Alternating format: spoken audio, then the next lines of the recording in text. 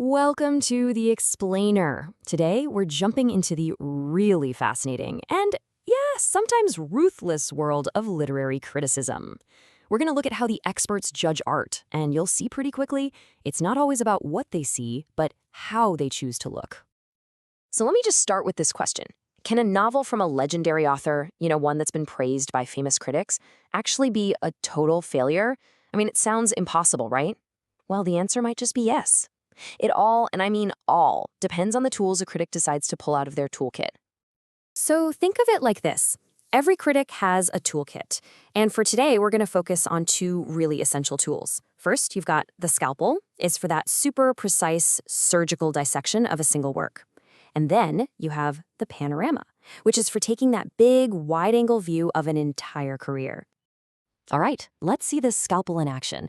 Our first case study is the critic David H. Hirsch, who decided to take on an absolute giant, Charles Dickens, and he aimed his scalpel right at one specific novel, Hard Times.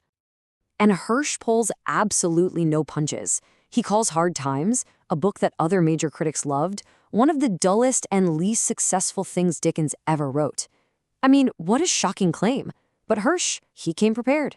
He was ready to argue his case with that surgical precision we talked about. So the question is, how on earth did he get to such a damning conclusion? Well, Hirsch builds his case very methodically, piece by piece.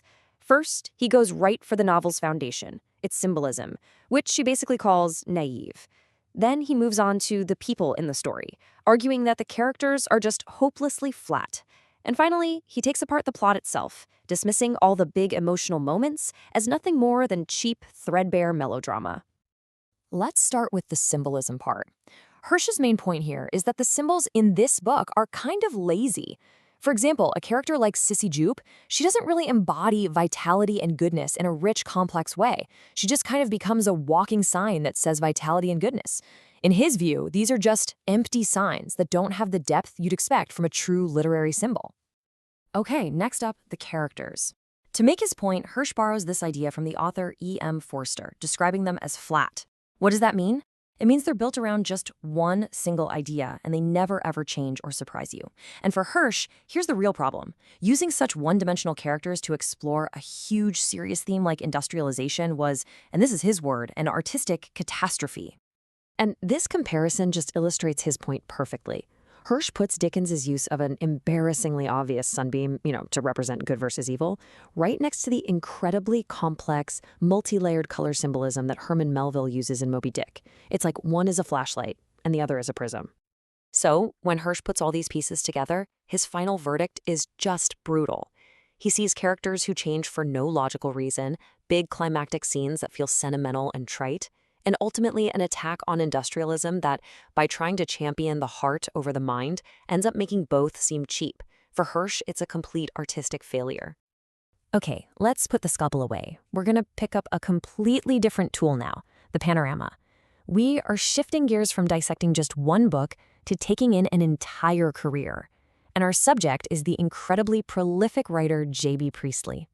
Priestley was a literary machine. Seriously, people called him a versatile and prolific writer, a good all-rounder. He wrote hugely popular novels, plays, essays, you name it. You just can't use a scalpel on a career this huge and varied. You need that wide-angle lens.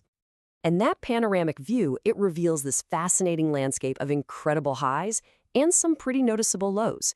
So in his novels, he's praised as a master illusionist for how he brilliantly explores ideas like time and magic. But then, when critics look over at his plays, the view changes. They often point to, flat characters who fail to surprise.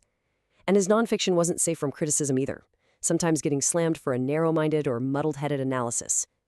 The whole point of the panorama is to capture all of it, the good, the bad, and the brilliant. But here's the thing. Despite any flaws, the overall picture that emerges is still pretty impressive. The panoramic consensus is that, at his best, Priestley's writing is just full of sturdy morality, shrewd wit, genial humor, and robust affection. It's a balanced view that sees the weaknesses, but doesn't let them erase the strengths. So we've seen the scalpel, and we've seen the panorama. What happens when we put these two totally different critical missions right next to each other? Okay, this is really the core of it all. Just look at the difference in their purpose. Hirsch, with his scalpel, has this super targeted mission: prove another critic wrong and show that a single work is a failure. But the critics looking at Priestley, they have a much broader goal: create a balanced, complete portrait of a whole career. Hirsch dives deep into literary theory. The Priestley critics tend to use comparisons and general observation. The conclusions? They couldn't be more different. To put it as simply as possible, the scalpel is all about proving a very specific point, often with a lot of force. The panorama, on the other hand, is about painting the complete picture, with all its light and all its shadows.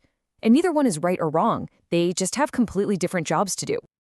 So, what does this all really mean for us, as people who read books and watch movies and just consume art? What's the ultimate takeaway here about the art of the critique itself? Well, the key lesson is this: there is no single right way to judge a piece of art. The approach a critic takes, the tools they pick from their kit, it depends entirely on what their mission is. Are they trying to reevaluate a classic, or are they trying to summarize a legacy? The tool has to fit the task. And that, of course, brings us to you. The next time you finish a book or a movie or a TV show, think about this. Are you reaching for the scalpel, ready to dissect that one flaw you just couldn't stand? Or are you using the panorama, trying to see how this one piece fits into the artist's bigger body of work? What's in your critic's toolkit?